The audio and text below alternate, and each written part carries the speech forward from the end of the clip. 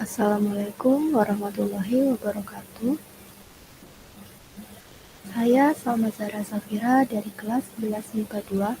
Hari ini akan mempresentasikan materi fikih kelas 11 semester 1 bab 1 tentang jinayat.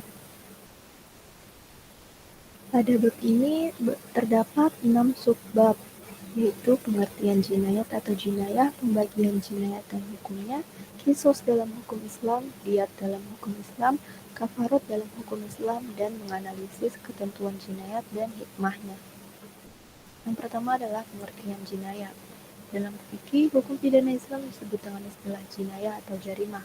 Makna kata jinayah secara bahasa adalah dzanbu, yang berarti dosa, dan juga bermakna al-jarm, yang berarti kejahatan atau kriminalitas. Jinayat adalah tindakan daror, yakni membahayakan atau merugikan orang lain. Selanjutnya adalah pembagian jinayat dan hukumnya. Jinayat juga dibagi menjadi 3 macam, yaitu jinayat pembunuhan, jinayat pencederaan, dan jinayat campuran antara keduanya. Yang pertama adalah jinayat pembunuhan. Hukum membunuh adalah haram, kecuali dengan suatu alasan yang benar. Jinayat pembunuhan juga dibagi menjadi 3 macam, yaitu pembunuhan sengaja, pembunuhan yang menyerupai sengaja, dan pembunuhan karena kesalahan atau keliru. Yang kedua adalah jenis jinayat pencederaan.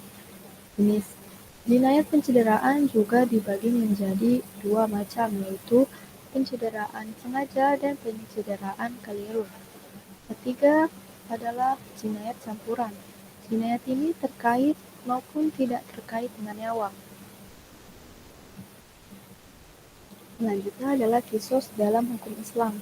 Pengertian kisos adalah hukuman balasan yang seimbang bagi pelaku pembunuhan, perusakan anggota badan, atau pelaku penghilangan manfaat anggota badan yang dilakukan dengan sengaja. Prinsipnya, membunuh diganti dibunuh, melukai dilukai, merusak dirusak, memotong dipotong. Dasar hukum kisos adalah membunuh orang tidak bersalah adalah hukumnya haram. Ketiga, penyebab hukum kisos. Pelaksanaan hukum kisos dijatuhkan kepada pelaku kejahatan karena 2 sebab, yaitu karena pembunuhan atau kisos jiwa dan bukan karena pembunuhan, tetapi pemotongan anggota badan, melukai, syajaj, dan menghilangkan fungsi anggota tubuh atau kisos anggota badan. Pada kisos selain pembunuhan atau kisos anggota badan terdapat 3 bagian, yaitu tipe pemotongan, tipe melukai, dan tipe menghilangkan fungsi anggota tubuh. Keempat, beberapa syarat kisos pembunuhan. A. Pembunuhnya seorang mukallaf. B. Pembunuhnya bukan orang tua dari orang yang dibunuh. Yang C. Jenis pembunuhan adalah pembunuhan yang disengaja. D. Orang yang dibunuh atau korban terpelihara darahnya, yang berarti bukan orang jahat. E. Kesetaraan antara pembunuh dengan korban. F. Pembunuhnya bukan kafir harbi. 5. Kisos pembunuhan oleh massa. Kelompok orang bersama-sama melakukan tindak pidana pembunuhan terhadap seseorang, maka mereka terkena hukum kisos. Dapat disimpulkan bahwa orang yang bersepakat melakukan dan atau sama-sama melakukan suatu pembunuhan, maka semua terkena hukuman kisos. 6. Hikmah ditegakkannya kisos. A. Berkurangnya tindak kriminal sehingga menciptakan kehidupan yang damai, tenang, dan tentram bagi sesama. B. Memberikan pelajaran kepada kita agar tidak berbuat jahat dan tidak menghilangkan nyawa seseorang tanpa ada alasan yang dibenarkan ajaran Islam. C. Adanya hukuman kisos diharapkan akan merasa takut dan jera bagi pelaku untuk berbuat jahat, membunuh, atau menghilangkan manfaat anggota badan. D. Dilaksanakan hukum kisos agar terpelihara jiwa dari gangguan pembunuhan. E. Hukum kisos menunjukkan adanya penghargaan terhadap harkat dan martabat manusia. F. Hukum kisos mampu mencegah terjadinya permusuhan dan pertumpahan darah sehingga keimanan dan kedamaian dapat dirasakan. Selanjutnya adalah diyat dalam hukum Islam. Diyat secara bahasa adalah denda yang berat atau ganti rugi akibat pembunuhan. Menurut istilah, diyat adalah sejumlah harta yang wajib diberikan oleh pihak pelaku pembunuhan kepada pihak keluarga terbunuh disebabkan pihak keluarga memaafkan. Dasar hukum diyat adalah Surah Al-Baqarah ayat 178 dan An-Nisa ayat 92. Sebab-sebab diyat dapat dilihat di PowerPoint. 4. Macam-macam diet. Macam-macam diet terbagi menjadi dua macam, yaitu diet berat atau mukolazo dan diet ringan atau mukafafah. Diet mukolazo harus dibayar dengan 100 ekor unta terdiri atas 30 ekor hikoh, 30 ekor jaza'ah, dan 40 ekor khalifah. Kriteria yang dapat dideteksi sebagai diet mukolazo dapat dilihat pada PowerPoint. B. Diet ringan atau mukafafah. Denda yang harus dibayar berbeda dengan diet mukolazo, yaitu dengan masing-masing 20 ekor hikoh, 20 ekor jaza'ah, 20 ekor binta labu, 20 ekor ibnu labun, dan 20 ekor binti mufrad. Diet mukafafah diwajibkan bagi pelaku pembunuhan dengan kriteria yang dapat dilihat pada PowerPoint. 5. Diet selain pembunuhan. Diet selain pembunuhan adalah diet yang dilaksanakan akibat seseorang bertindak kejahatan dengan menghilangkan manfaat dan atau melukai anggota badan seseorang.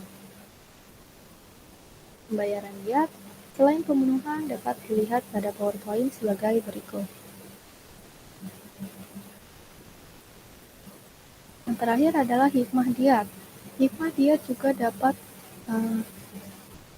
menghilangkan rasa dendam pada keluarga korban. Selain itu, juga bisa menumbuhkan sifat pemaaf kepada orang lain karena suatu hal sudah terjadi. Yang kedua, manusia dapat berhati-hati dalam bertindak. Ketiga, menjunjung tinggi perlindungan terhadap jiwa dan raga. Keempat, tetap menjalin persaudaraan, menghindarkan rasa permusuhan dan kebencian. Kelima, bagi pelaku pembunuhan merasakan kehidupan baru yang aman dan dapat mendapatkan kesempatan untuk bertobat ke jalan yang benar. Yang terakhir, pihak keluarga korban pembunuhan dapat memanfaatkan harta dari diet untuk kelangsungan hidup dan meringankan sedikit beban kesedihannya. Yang kelima, kafarat dalam hukum Islam. Pengertian kafarat adalah denda yang harus ditunaikan karena melanggar larangan Allah atau disebut juga pengganti kesalahan yang dilakukan secara sengaja.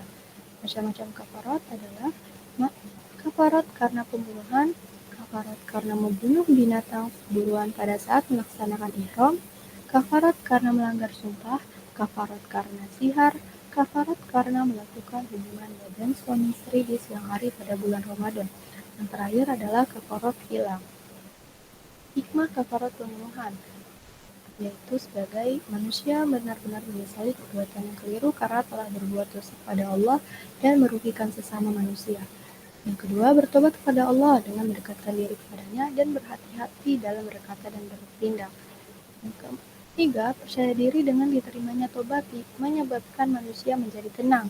Kepercayaan itu terjadi karena tuntunan yang telah ditetapkan dalam syariat Islam telah dipenuhinya. Yang keempat, membangun jiwa untuk hidup bertanggung jawab atas perbuatan yang telah dilakukan. Subbab yang terakhir adalah menganalisis ketentuan jinayat dan hukumnya. Pada subbab ini meliputi menghargai hak hidup seseorang, hukum Islam yang elastis, dan tujuan penghukuman dalam syariat Islam. Yang pertama adalah menghargai hak hidup seseorang. Di dalam Islam, nyawa seseorang sangat dihormati, sehingga hilangnya nyawa seseorang dipandang lebih besar daripada hilangnya dunia. Yang kedua adalah hukum Islam yang elastis.